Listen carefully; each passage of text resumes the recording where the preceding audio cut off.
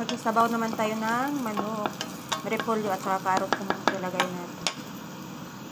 Meron siyang manok at saka dalawang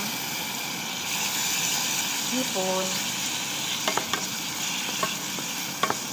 Nagisa ako ng bawang at saka sibuyas. Lagyan natin ng asin.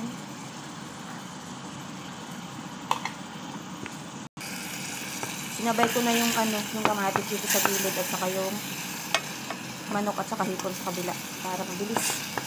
Kasi anong oras na? 11:26 na. Dami ko pang trabaho. Durog-durogin natin para mabilis.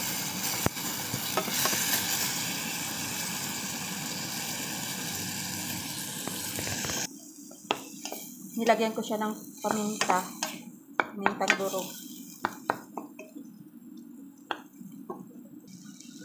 Yung kanin natin ay luto na. Lagyan po natin siya ng kaunting oyster.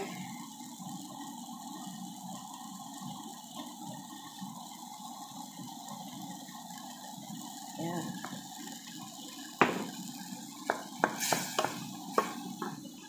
At ilalagay na po natin yung repolyo. Hindi ko na siya nilagyan ng tubig kasi matubig naman tong repolyo mamaya. At saka isabay na rin natin yung carrots sa kaunti. Mabilisang luto ito.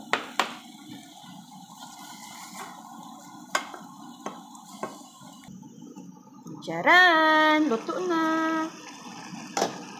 Luto na to. Hindi naman pangit naman kung balanta yung ating gulay. Yan! May manok na, may hipon pa.